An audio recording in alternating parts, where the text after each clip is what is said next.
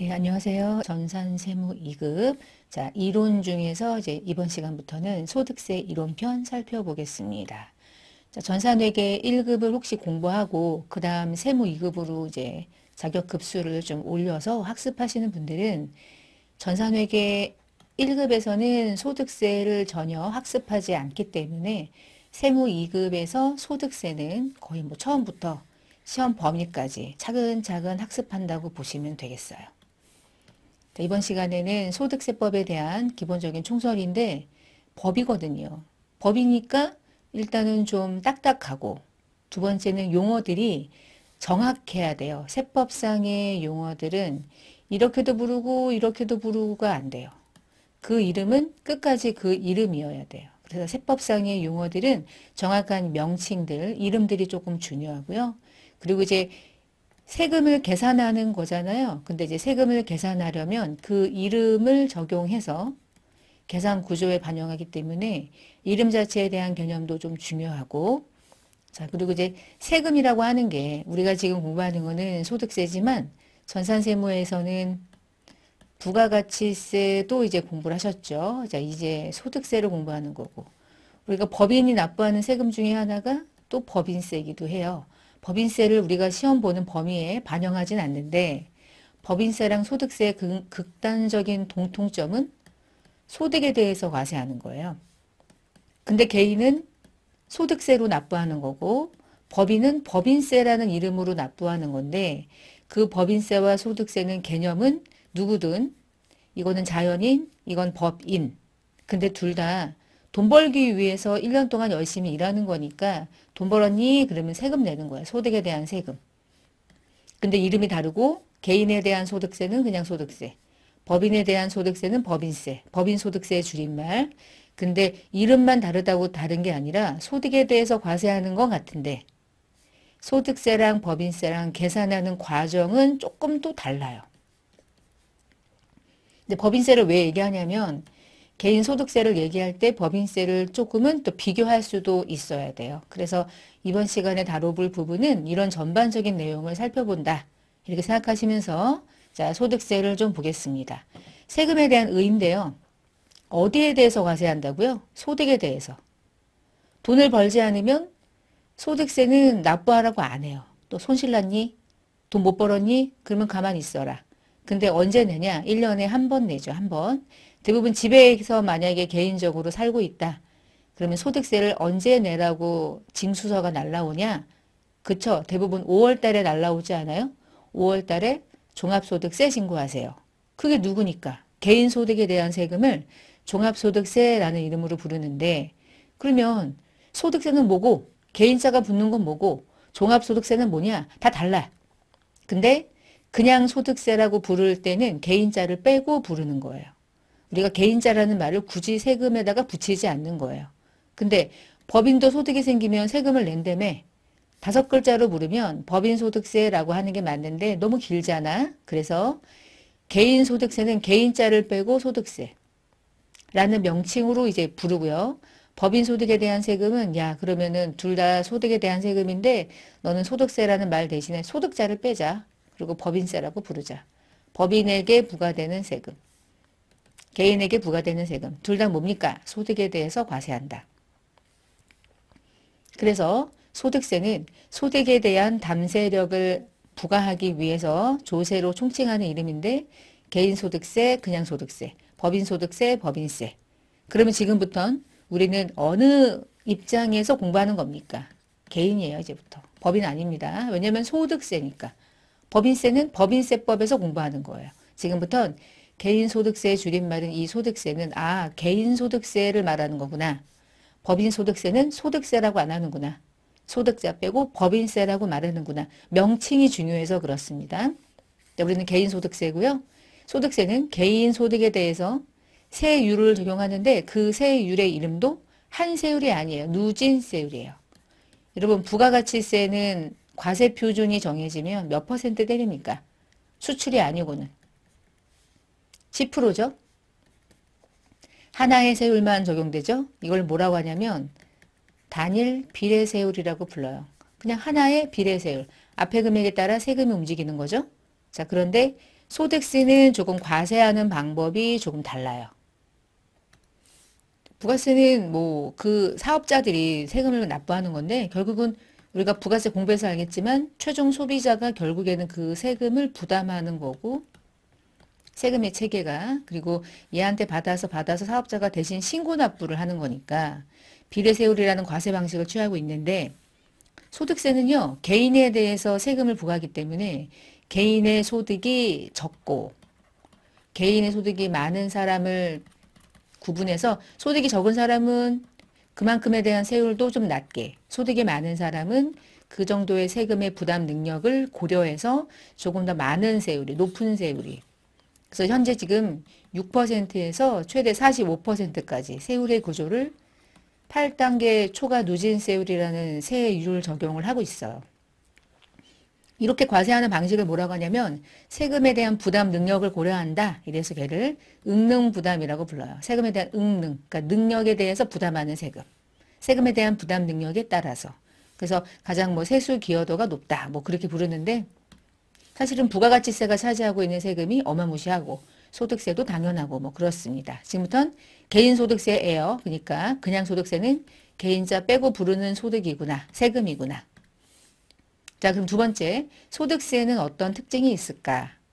우리가 부가가치세는 세금을 신고하고 납부하는 사람들을 납세 의무자라고 부르고 그 세금을 실제로 부담하는 자를 담세자라고 하는데 납세자랑 담세자가 부가가치세는 다르죠.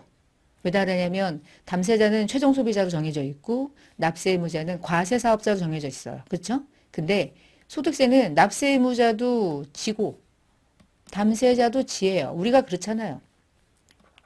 내가 돈 벌었으면 내가 내는 거죠. 납세 의무자는 같죠. 이렇게 같은 세금을 뭐라고 부르냐면 직접세다 이렇게 불러요. 그리고 조세라고 하는 건 납세 의무자와 그 세금을 부담해야 되는 자가 동일하니 그러면 직접세, 다르니 그러면 간접세. 근데 소득세는 직접세, 부가세는 간접세 이렇게 부르죠.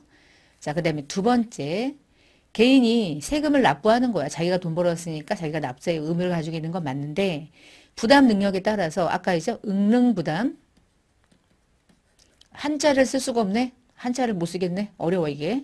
응능부담의 원칙. 소득세는 개인이 세금을 부담해야 되는 능력에 따라서 과세해요.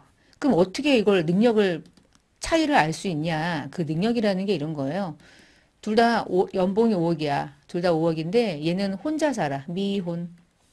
얘는 결혼했고 자녀가 셋이 있고 부모님이 양가 부모님을 다 모시고 살고 있고 용돈 드리고 막 그래. 그럼 하나 둘 셋 넷 다섯 9명이야. 9명. 나를 포함한 9명이 가족인 사람과 그냥 혼자인 사람은 그 소득을 사용함에 있어서 능력이 세금에 대한 부담 능력은 당연히 혼자 놀고 먹는 거니까 얘가 세금을 더 많이 내야 되지 않을까? 부양가족이 많으면 그 부양가족에 대해 들어가는 비용이 어느 정도 비용으로 고려해 주는 거죠.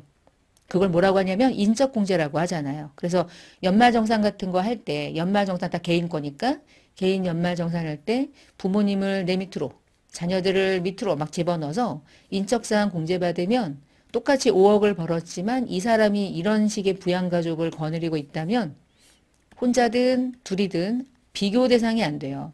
이 사람은 거의 세금이 정말 적게 나올 거야. 100%. 왜냐면 이 고려 금액이 어마무시하거든요. 9명이잖아요. 일단 아무것도 안 해도 150만 원씩 공제가 돼요. 1000만 원은 일단 빠지고 들어가는 거죠. 1000만 원 이상은.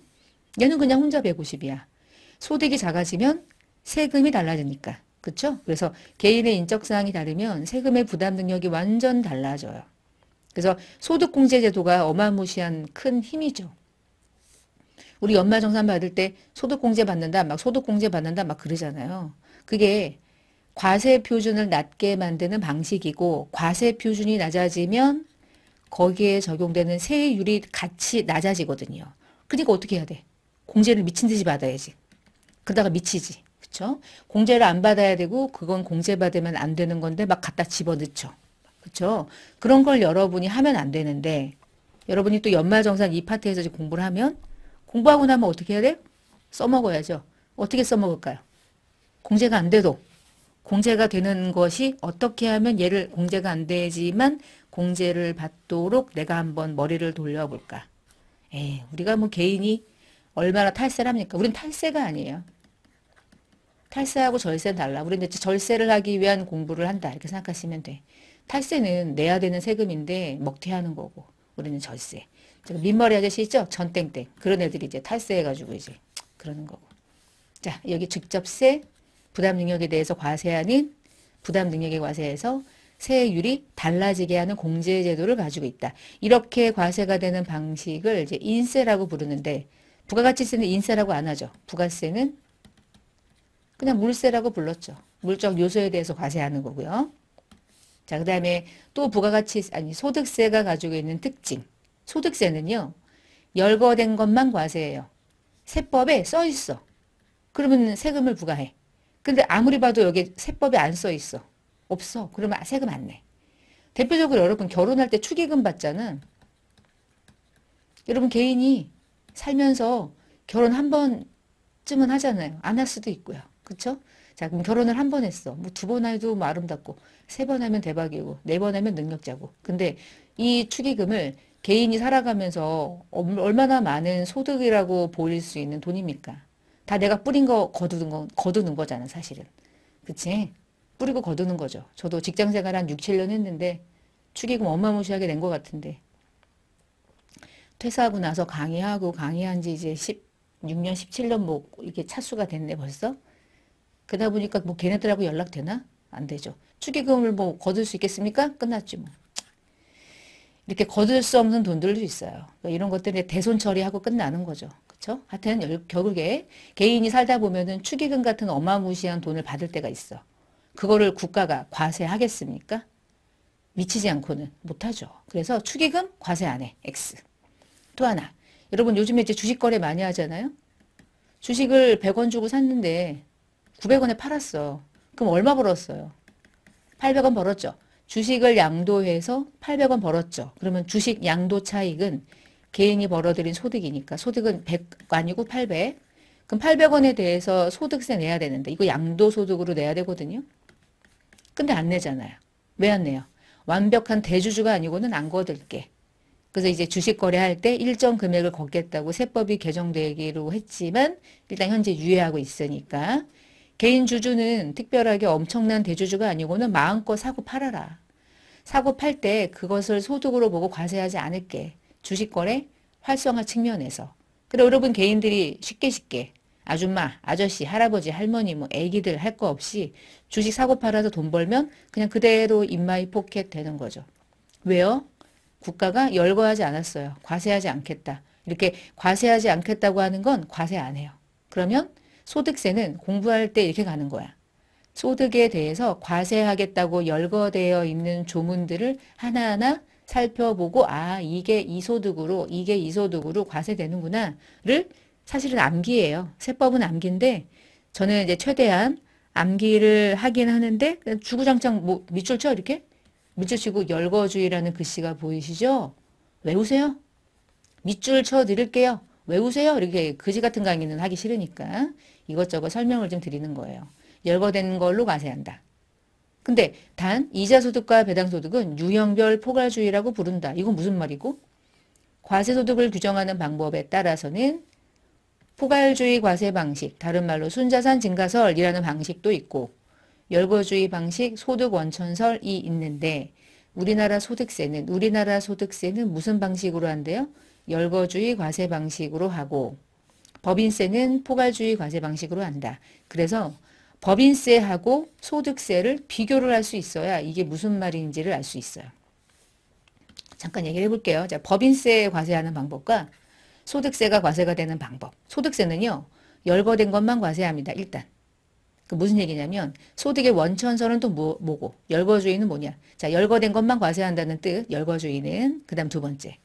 소득 원천설은 이런 뜻이에요. 은행에다가 예금 넣어놓죠. 예금 넣어놓으면 이자 벌죠. 그러면 그 이자는 무슨 소득의 이름으로 붙어서 세금이 부과될까? 배당소득? 아니요. 이자니까 무슨 소득이겠어요? 이자소득이죠. 두 번째, 주식을 투자했는데 대주주야. 그래가지고 엄청난 배당금을 받았어. 여러분 배당금 받으면 무슨 소득입니까? 배당소득이잖아요. 그렇죠? 그러니까 소득에 대한 이름이 그 소득이 어떤 소득이냐의 원천별로 소득의 종류가 다 구분돼 있어요. 이렇게 해서 나 근로자다. 회사로부터 급여 받았다. 그럼 무슨 소득으로 과세될까요? 근로소득. 내가 열심히 개인적으로 사업하는데 사업해가지고 돈 벌었다. 사업소득. 복권 당첨됐다. 복권 당첨? 기타소득. 연금 받았다. 연금소득. 다 소득의 원천별로 구분돼서 과세가 돼요. 이게 소득 원천설이고 그 이자소득은 이러이러한 것들은 이자소득으로 이러이러한 것들은 배당소득으로 다 열거되어 있는 거야. 열거된 것 중에 축의금은 없고 주식에 대한 이 처분에 대해서 이익이 발생되는 것도 써있지 않아. 자, 이런 게 열거주의 소득 원천설이에요. 그리고 또 하나는 1년 동안 얼마 벌었니? 를 구할 때 얘는 그냥 1년 동안 얼마 벌었니? 를 구할 때 네가 사업소득을 구하는 방식 예를 들어 여러분 개인 사업자가 돈 벌었대요. 그러면 1년 동안 1,000원을 벌었는데 1년 동안 800원을 썼대. 1년 동안. 그럼 얼마 번 거예요? 200원 번 거죠? 그러면 200원만큼 세금으로 부과하면 돼요. 이게 개인 소득에 대해서 과세하는 방식입니다. 아시겠죠? 자, 근데 조금 달라지는 법인세는 어떤 식으로 과세하냐면 제가 이거를 이해를 돕기 위해서 이런 얘기를 하나 해볼게요. 개인 학원은 이런 식인 거예요. 여러분 개인 학원 있잖아요. 개인이 학원을 운영해요. 그 무슨 사업자죠? 사업소득자죠. 개인 학원 운영하는 나. 나는 사업자.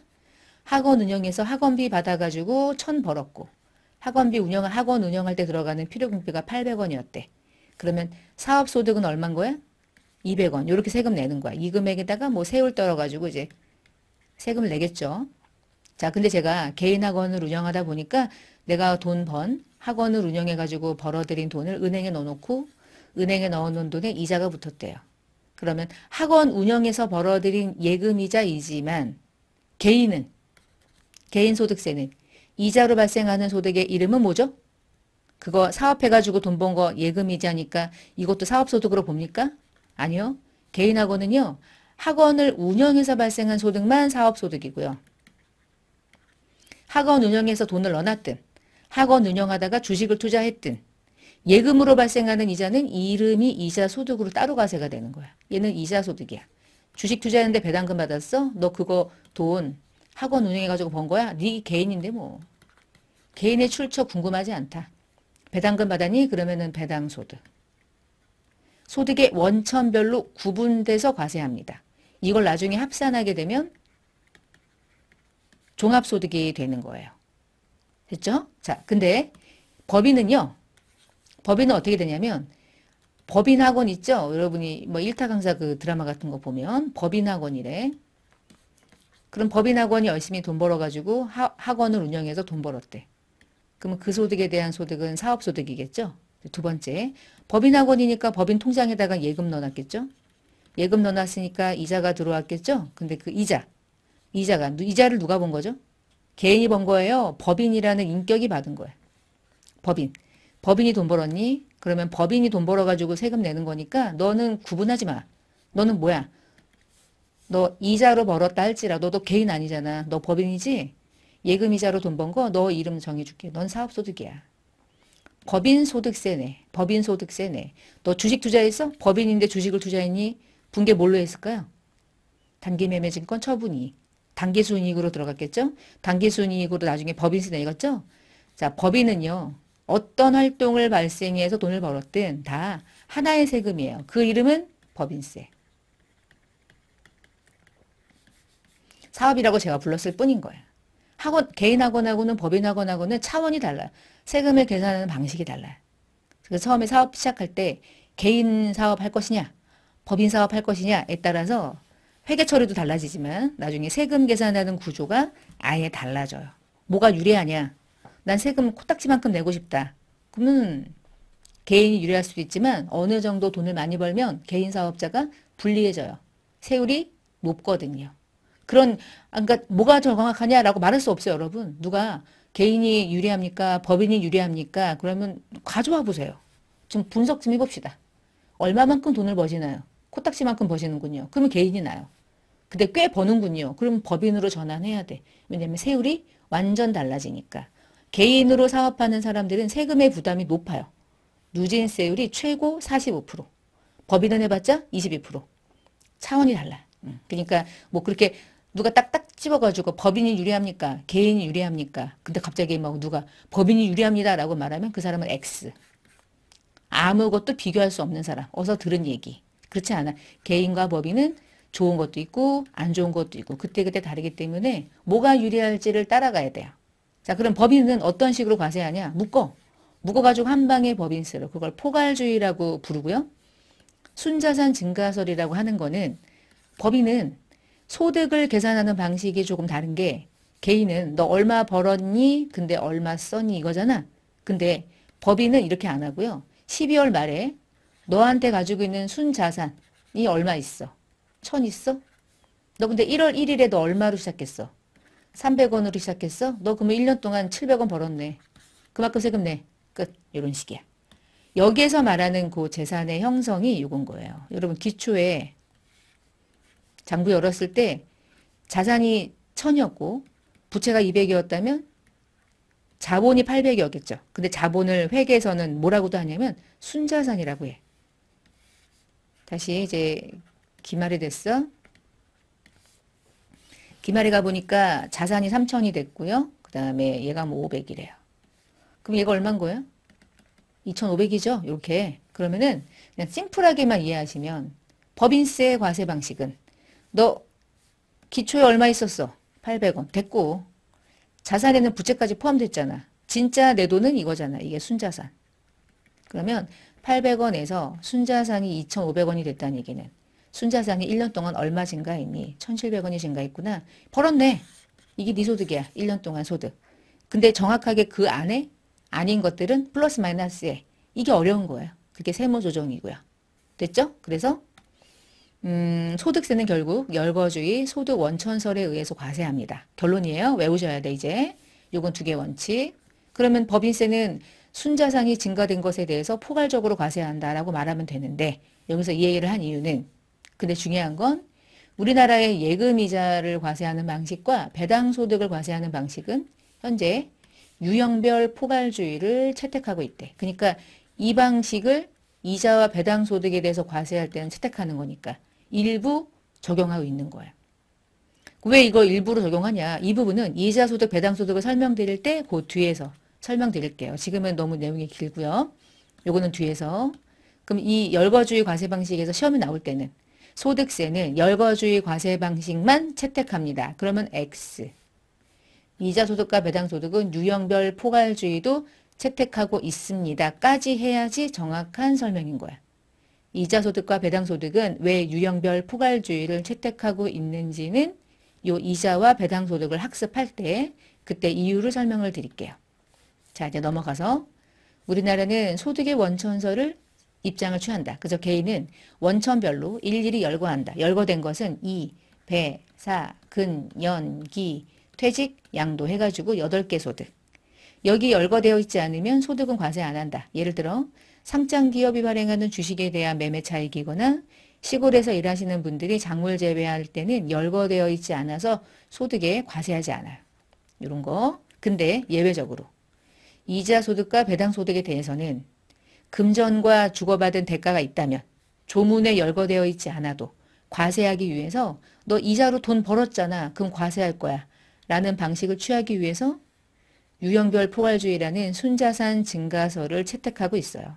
왜냐하면 여러분 금융기관이 발행하는 대부분의 채권이나 이런 환매체 유가증권들에 대한 이 발행되는 종류들이요. 끝도 없이 다양해요. 그 채권으로 이자를 버는 건지 배당금 버는 건지 이게 사업으로 봐야 되는 건지 알 수가 없어. 이제 그런 것들을 다 싸잡아서 신종 금융상품에 대해서도 법 개정 없이도 바로바로 과세할 수 있도록 아예 그냥 포기한 거야. 넌 벌었으면 과세할게. 순자산 증가설. 그러니까 과세 범위를 넓힌 걸까요? 좁힌 걸까요? 넓힌 거죠.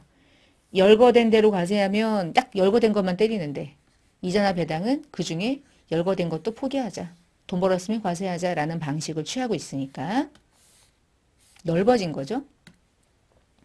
자, 아까 말씀드린 것처럼 소득세는 개인별로 과세하는 거예요. 결혼해도 부부를 합산해서 과세하지 않아요. 그렇죠? 그러니까 개인별로 과세한다. 원칙입니다. 자, 원칙이니까 예외가 있나? 예외? 하나 있어, 하나. 어떤 식이냐면 음식점을 하는데 아버지가 있고 뽀글뽀글 이제 어머니가 이렇게 있어요. 어머니 치마 입고 이렇게 있어. 근데 아버지가 음식점을 해요. 아버지가 음식점을 하니까 아버지가 이제 사장님으로 들어가 있는 거야. 근데 엄마는 가끔 도와주기만 해. 근데 아버지가 과세 표준, 그러니까 소득이라고 지금은 얘기할게요. 돈을 어마무시하게 버네? 10억을 벌어. TV에 나왔다고 난리가 났어. 근데 여러분 10억을 벌잖아. 10억이 과표라면 이 아저씨는 몇 퍼센트를 부담해야 되냐? 45%라는 세율을 부담해야 돼. 그러니까 번 돈의 절반은 세금으로 내야 되는 거야. 근데 문제가 생겼네? 야, 이거 안 되겠다. 그럼 어떻게 할까? 와이프를 공동사업자로 넣고 와이프랑 같이 사업하는 걸로 가면 진짜 와이프가 나랑 정말 사업하는 거라. 이게 진짜라면 배분을 해요. 10억을 5억 나눠서 해. 그러면 5억에 대한 세율과 5억에 대한 세율은 엄청나게 낮아지겠죠. 낮아지는 세율을 10억 전체를 합산해서 과세하는 것보다 쪼개가지고 신고하는 게 소득은 100% 유리하거든요. 그 금액의 세율이 다 달라지니까. 낮은 세율이 붙느냐, 합쳐서 높은 세율로 때리느냐. 그래서 여러분 주변에 음식점 하시는 분들이 저 부부가 한다고 사업자 등록증이 대표이사가 누구누구 왜 해가지고 막 2명이야. 그럼 토탈 3명이라는 거잖아. 근데 혼자 하는 것 같은데 왜 3명이라고 넣어놨을까? 세금 쪼개려고. 누가 이제 얘기해줬겠지. 그렇게 하라고. 근데 진짜 그렇게 안 하면 나중에 한 방에 걸려요. 자, 그럼 예를 들어서 예외 이거는 이 사람은 A라는 사람이고 이 사람은 B라는 사람이야. 친구야. 동업이야. 진짜 동업이다. 진짜로 이렇게 한다. 그러면 개인별로 세금 냅니다. 얘 따로 얘 따로. 이게 원칙이에요. 원래 개인별로 과세하는 게 원칙인 거야. 근데 세무조사를 나가보니까 이 A하고 B가 부부야. 부부인데 와이프는 따로 다른 일을 해. 다른 일을 하고 있고 와이프는 여기 나오지도 않아. 남편이 다 하는데 이름만 2개를 넣어놓은 거죠. 자, 예외적으로 가족이 공동으로 사업을 경영하는데 지분이나 손익분배 비율을 허위로 정했다면 세무서가 갔던 얘는 가짜네. 네가 하는 거잖아. 그러면 어떻게 할까? 5억으로 신고하는 걸 다 틀어버리고 어떻게 하겠어요? 10억으로 신고하라고 하겠죠. 다 네 거잖아. 합산해. 나누지 마. 네 거야. 이 얘기 하겠죠. 그래서 이런 경우라면 합산해서 과세한다. 이 얘기야. 따로따로 한다며요. 너 가짜잖아. 가짜인데 왜 따로따로 해? 세금 덜 내려고 지금 허위로 신고하는 거 걸렸잖아. 걸리면 합산과세한다. 이 뜻입니다. 근데 실제로 우리가 지분이나 손익분배 비율이 정말 구분이 돼 있어서 병원 같은 데 가보시면 개인 병원 갔을 때 개인 병원에서 영수증 같은 거 버리지 말고 가져오시면은 누구누구 왜 둘 이렇게 돼 있고요. 거기 진료해주는 의사가 이렇게 3명이 있어요. A, B, C. 그리고 이 사람의 이름이 다 들어가 있어. 이 얘기는 완벽한 공동사업이야. 그러면 이 병원에서 1년 동안 번 돈이 만약에 15억이다. 그러면 얘가 투자한 비율, 얘가 투자한 비율로 나누어서 A, B, C 3명이 각계 전투로 개인별로 세금을 내는 거야. 이게 개인 단위 과세입니다. 이게 원칙이에요. 근데 알고 보니까 이 아저씨하고 이 아저씨하고 이 아저씨 중에서 이 원장님 중에서 한 명은 안 나와. 2명만 이래. 얘는 허위야. 만약에 그러면 어떻게 했나는 게 합산. 그제 나중에 뭐 출자 공동으로 다시 신고할 수도 있고 하여간 원칙이 이렇다는 거예요. 개인 단위입니다. 그 다음 과세 방식. 소득세를 과세하는 방식은 종합소득과 분류소득으로 구분한다. 그리고 막 이렇게 뭐라고 써있네. 그쵸? 자, 이게 무슨 얘기냐면은 5월달에 종합소득세 신고하세요라고 하는 그 소득세가 이거예요. 그래서 1년 동안 얼마를 벌었는지를 나중에 이제 세금을 납부하기 위해서 그래서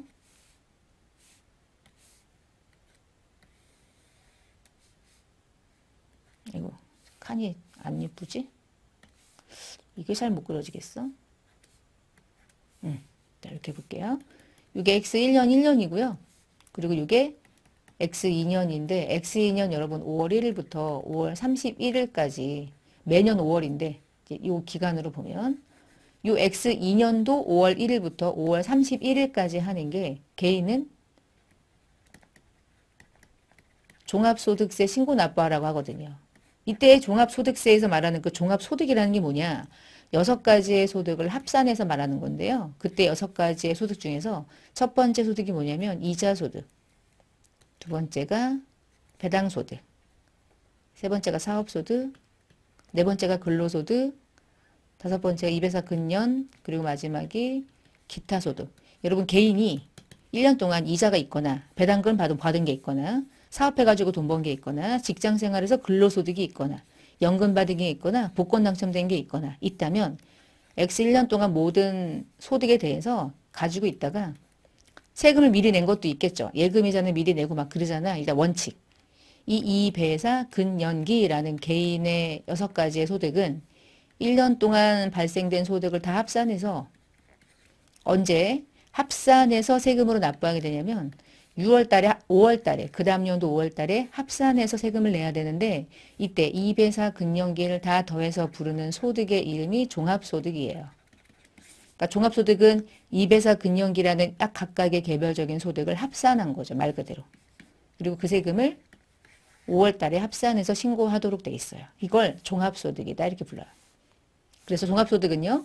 소득의 원천이나 종류와 무관하게 모든 소득을 종합해서 소득을 여러분 아까 제가 말한 거 소득을 따로따로 신고하는 거랑 합산해서 신고하는 거랑 뭐가 더 불리하고 유리합니까? 합산하면 개인에게 불리하죠. 왜냐하면 높은 세율이 적용되잖아요. 따로따로 신고하면 낮은 세율이 다 각계전투로 붙을 건데 더하는 순간 한 개가 아니라 두세 개가 있다면 더하면 더할수록 세율은 높아진단 말이에요. 부담 세율이. 국가는 부담 세율이 높아져야 되는 소득이 많은 사람이라면 합산해. 그래서 5월달에 신고해. 네 소득이잖아. 다 네 거. 네 거잖아. 따로따로 하지 마. 너 세금 적게 내려고 하는 거잖아. 이런 식의 개념을 가지고 있는 거예요. 그래서 이배사 근연기는 합산해서 신고하는 제도를 가지고 있습니다. 그 방식이 뭐냐면 종합소득으로 합산하는 거예요. 근데 여러분 보시면 개인이 1년 동안 살아가면서 이 배사 근연기라는 소득 말고 내가 직장 생활을 한 10년 다니다가 쭉 다니다가 이때쯤에 퇴사할 수 있잖아. 그 무슨 소득이 있겠어요? 퇴직 소득이 있을 수 있고요. 10년간 가지고 있던 집을 이번 연도에 팔았어. 그럼 무슨 소득이 또 있겠습니까? 집 팔고 발생하는 소득이 양도소득이죠. 그러면 퇴직과 양도소득은 X 1년에 발생한 소득이니까 얘도 이배사 근연기랑 합쳐가지고 5월 달에 합산과세를 해야 되냐 이렇게 물어보니까 국가가 너 퇴직소득이 이번 연도에 발생은 됐는데 그건 10년 동안 누적이 됐다가 이번에 받은 거잖아. 양도도 10년간 가지고 있다가 이번 연도에 그냥 발생된 거잖아. 소득이 적지 않을 텐데 타소득하고 더하면 너에게 불리하지? 안 되겠다. 이건 빼줄게. 이거는 따로따로 과세해. 종합소득에 합산하지 마. 라고 하는 과세 방식을 취하고 있어요. 그래서 퇴직과 양도소득은 분류해서 과세합니다. 여러분 분류라는 말은 종합소득에 합산하지 않아요. 이 뜻이에요. 됐죠? 잠깐 지워볼게요. 자, 우리나라의 과세 방식은 크게 보면 두 개가 있다. 종합소득과 분류.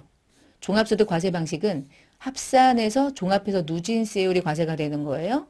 밑에 거 먼저 볼게요. 또한 분류과세는 분류과세, 분류소득은 장기간 동안 퇴직이나 양도 직접적으로 형성된 소득이니까 퇴직과 양도소득은 합산하지 않고 분류과세한다. 그러면 퇴직과 양도를 제외한 나머지 모든 소득은 5월 달에 합산한다가 원칙인데 근데 다만이 있네. 다만 종합소득 중에 그러니까 이배사 근연기 중에 완납적 원천징수에 해당하는 이자나 배당이나 기타 등등의 소득은 분리과세를 거쳐서 종합소득으로 합산하지 않고 원천징수가 되는 것으로 과세가 종결된다. 자, 이 말은 또 뭔 얘기인지 해볼게요. 우리나라의 개인은 이자, 배당,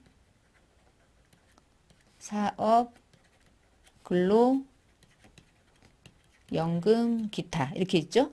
자, 만약에 제가 개인 사업을 한다. 그럼 1년 내내 매일매일 돈 벌어가지고 누적이 되는 소득이 있겠죠. 그러면 얘는 언제까지 신고하냐면 5월 달에 종합소득으로 합산해서 신고하거든요. 근데 이 개인 사업자가 자기가 돈 번 걸 어디다 넣었겠어요. 예금이자에 넣어놨겠죠. 그럼 이자가 들어왔을 거 아니에요. 그 이자가 매월 들어옵니까? 뭐 분기마다 들어옵니까? 기본적으로. 근데 분기마다 1년에 4번 들어왔겠지 뭐. 근데 이 이자가 들어올 때 이자가 다 들어와요. 여러분 원천징수 되고 들어와요. 이자 다 들어온다는 얘기 없었죠. 우리가 재무회계 공부할 때 이자는 은행으로부터 세금이 원천징수가 되고 들어온다 그랬잖아요. 그럼 100만 원 들어올 때 기본적으로 한 14%에 지방소득세 1.4% 여러분이 알고 있는 세율이 그래서 15.4%인데 지금 그냥 14%라고 해봅시다. 그럼 100만 원의 이자가 들어오기로 약속이 되어 있었지만 14만 원이 차감되고 86만 원이 들어왔는데 그게 4번 들어왔대. 이렇게 똑같이. 해봤자 그러면은 400이 안 되네요. 1년 동안 86만 원, 86만 원, 86만 원, 86만 원. 그러면 사업도 있고 이자도 있네.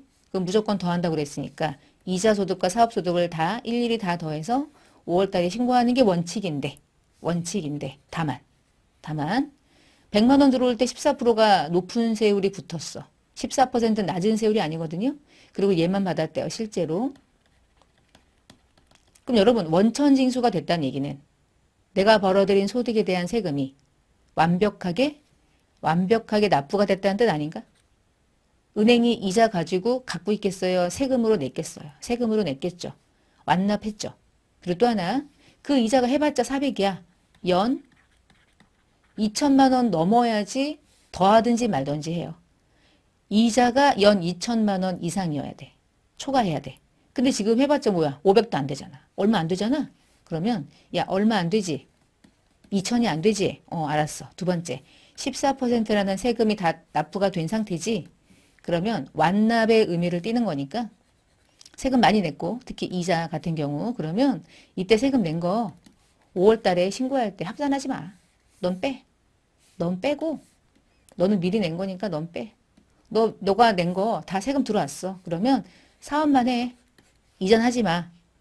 결론은 이 배사 금년기를 다 합산하라고 했지만 합산하지 않고 원천징수가 되는 것으로 과세가 종결된 걸로 보기 때문에 5월 달에 합산과세할 때 빠져버리는 세금을 분리과세라고 불러요.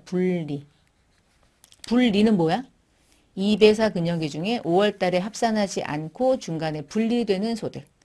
분리는 왜 됐어요? 그러면 원천징수가 완납하게 됐기 때문에. 완납적 원천징수를 띠니까. 이게 소득세 과세 방법이니까 이게 어려운 거야. 어려워요. 지금은 약간 확 눈에 안 들어오거나 이게 딱 안 잡힐 수 있어요. 근데 몇 번 반복하다 보면 이제 연결된다 이렇게 하실 수 있어요. 자, 그러면 과세 방식을 표로 한번 정리해 볼까요? 첫 번째, 5월 달에 무조건 합산해서 과세합니다. 라는 소득의 과세 방식이 뭐예요? 종합과세. 그럼 종합과세는 어떤 소득들이 종합과세가 되는 소득입니까? 원칙, 이배사, 근연기 6가지 소득이에요. 근데 두 번째, 아니에요. 저는 이배사 근연기가 아니고요. 저의 소득의 이름은 퇴직과 양도소득이고요. 저희들은 합산하지 않고 별도로 그냥 세금을 부과합니다. 이유는 장기간에 걸쳐서 일시에 실현된 거기 때문에 누진세율로 종합과세하지 않아야 하니까. 저는 따로 합니다. 그럼 여러분 시험에서 시험 문제 여러분이 문제를 푸실 때 종합과세가 되는 소득과 분류과세가 되는 소득 중에 분류과세가 되는 소득은 몇 개 있죠? 퇴직소득과 양도소득 끝. 그러면 이배사 근연기라는 나머지 소득은 다 5월 달에 종합소득으로 합산과세하는 소득인 거죠? 이렇게 두 개만 나누면. 맞아요. 자, 근데 그 중에 종합과세가 되는 6가지의 소득 중에서 아래에 해당하면 분리과세로 적용해 주겠대. 분리과세란 모든 소득을 합산해서 과세하는 종합과세와 달리 종합소득 과세표준에 합산하지 않고 원천징수가 되는 그 세율로 과세가 됐으니 납세 의무를 그냥 그 순간 이자 받을 때 세금 낸 걸로 보고 그걸로 종결시켜 버리기 때문에 5월 달에 절대 더하지 않는 소득. 그러면 이런 식의 과세 방식이 적용되는 소득은 뭐가 있나요?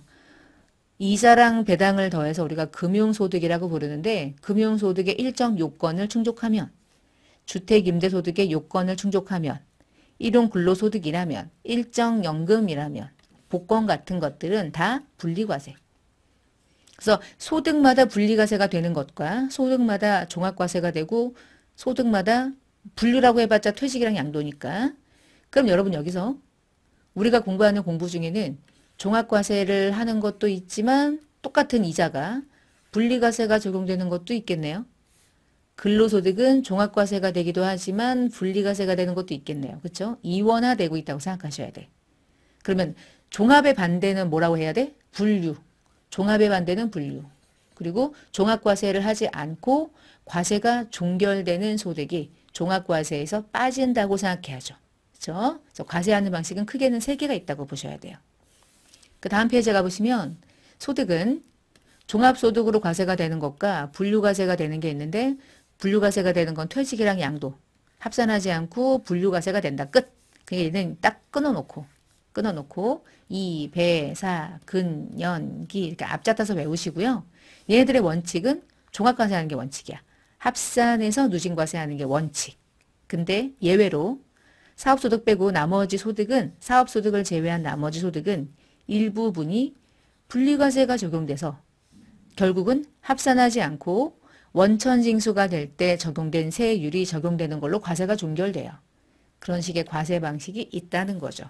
그래서 종합의 반대는 분류고요. 종합소득으로 과세가 되는 이 배사 근연기는 종합과세가 되는 것도 있고 분리과세가 적용되는 것도 있다. 그렇게 이해하시고 그리고 분리과세가 어떻게 적용되는지에 대한 전반적인 이해는 소득과 관련된 항목들을 공부하면서 자세하게 학습해 나가시면 돼요. 자, 그 다음에 아까 얘기했던 거 있죠? 소득세는 개인에게 부과되기 때문에 부담 능력에 따라서 인적사항이 서로가 달라. 그러면 부담 능력도 다르다고 인식하고 부양가족에 따라서 인적 공제를 해주니까 똑같은 연봉자도 세금이 다르게 나오게 되는 거예요. 자, 그 다음에 누진과세를 잠깐 볼게요. 우리가 부가가치세는 무조건 10%인데 개인은 세금 부담 능력에 따라서 세율을 다르게 적용하는데요. 예를 들면 그 아래쪽에 있는 내용. 과세 표준이, 그러니까 과세가 돼야 되는 기준이 되는 소득. 과세 표준이 만약에 1,400 이하다. 그러면 6% 적용해요. 근데 1,400을 넘어가는 금액과 5천만 원 이하에 해당하는 금액은 15%를 적용해요. 일단 세율을 보세요. 가장 낮은 거 6, 그 다음 15, 24, 35, 38, 40%, 42%, 최고 세율 45%. 이런 건 아니어도 돼요. 가장 낮은 세율 6, 가장 높은 세율 45, 1단계, 2단계, 3단계, 4단계, 5단계, 6단계, 7단계, 8단계. 8단계 누진세율. 가장 낮은 거 6, 가장 높은 거 45%. 중간 세율은 외우실 필요 없어요. 알고 있으면 좋지만. 그러면 제가 여기서 세금을 계산하는 방식 하나를 설명드릴게요. 제가 만약에 나의 과세 표준이 4천만 원이다. 그럼 4천만 원인 사람은 요 구간이죠. 근데 이 구간이 15%라고 그래서 4천만 원 전액에 대해서 15%가 적용되는 게 아니라 4천만 원 중에 1,400만 원까지는 6%를 적용하고 1,400을 초과하는 2,600만 원이잖아. 그치? 4천 중에 1,400까지는 6 때려. 그리고 1,400을 초과하는 금액에 대해서는 2,600이야. 그 금액에 대해서는 그 다음 세율인 15%를 적용해. 그러니까 4천만 원이 과세 표준이면 몇 개의 세율을 개별적으로 적용받는 거야. 낮은 금액까지는 6, 그 금액을 초과하는 금액은 그 다음 단계 15%. 이렇게 적용해서 각각 계산한 금액을 더해서 이게 내가 부담하는 세금이 합계가 되는 거예요. 이렇게. 이거를 빨리 계산하려면 이렇게도 가능하고 값은 똑같이 나오고요. 뒤에 과세 표준을 공부하고 나서 자세하게 뒤에서 학습을 할 거예요. 지금은 가장 낮은 세율과 가장 높은 세율. 그리고 이건 8단계. 왜 이런 거 있냐? 초과 누진세율이야. 초과된 금액만 누진세율이 붙어. 초과하지 않은 금액까지는 그 단계의 세율을 부과하는 거예요. 꼭 우리나라의 전기요금 과세 체계랑 같죠? 누진세라고 하잖아요. 전기요금 누진세라고 부르는 것과 같은 방식인 거예요. 그럼 질문? 아까 제가 10억이라고 그랬잖아.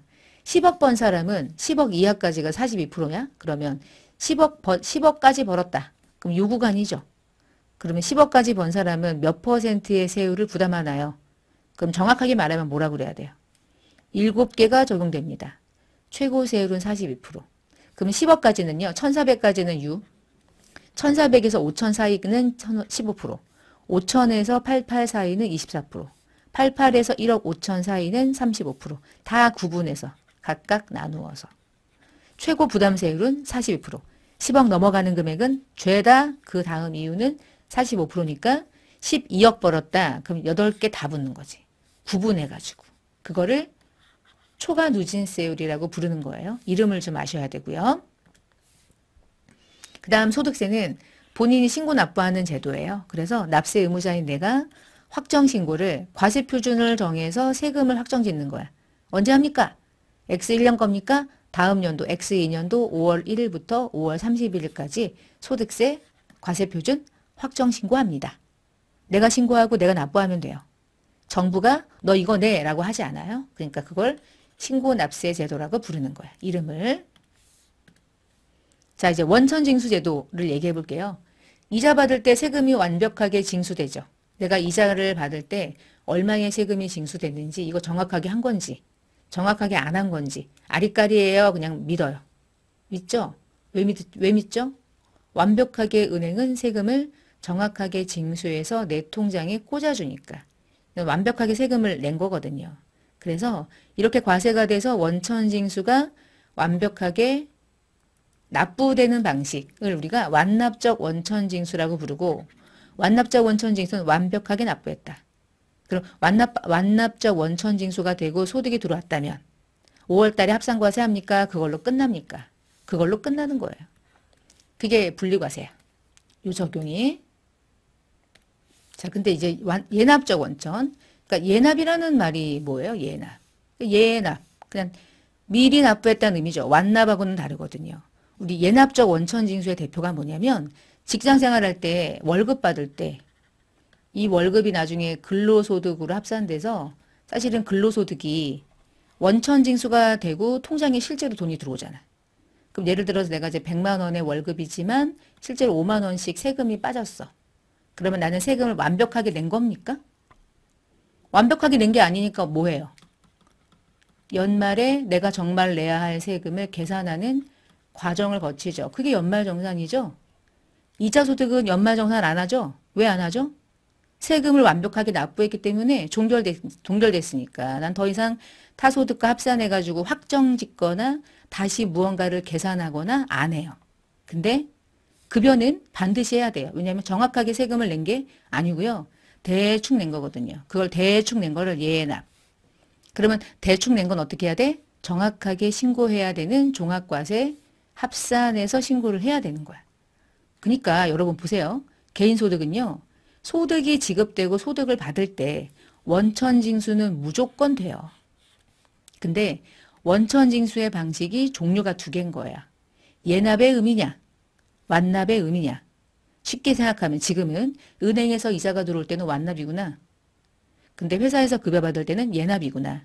그래서 근로자들은 연말정산이라는 걸 통해서 그때 세금을 종결짓는 거고 이자는 세금이 매일매일 종결되는 거니까 납세 의무가 종결되기 때문에 완납이니까 더 이상 합산하지 않는 거고 합산할 필요가 아예 없는 거죠. 아시겠죠? 그래서 대부분 여러분 근로자들이 연말정산하는 이유는 이자 급여 받을 때 미리 낸 거 이제 정산하면 더 낼 거 환급 받을 거 그때 나오는 거죠. 그때 털리는 거죠. 그러니까 이자를 받을 때 완납된 건 다시 할 거 없지 끝난 거지. 정확한 세율이 존재하는 거고 그렇게 과세가 되는 방식이에요. 그게 예납이고 그게 완납이에요. 그래서 누가 종합과세합니다 라고 물어보면 예납적 원천징수가 과세가 된 소득에 대해서는 반드시 종합과세한다. 완납된 원천징수는 종합과세하지 않는다. 분리과세로 모든 세금의 과세 방식이 종결됐으니까. 여러분 가끔 이제 토요일 저녁에 복권 당첨되면은 복권 당첨 20억, 2등은 5천 얼마 막 뜨잖아요. 그 사람들 세금 내요 안 내요? 내죠. 200 넘어가면 세금은 다 내요. 세금은 다 내는데 그 사람이 어떤 사람인지 5월 달에 종합소득 신고할 때 드러나나? 안 나죠.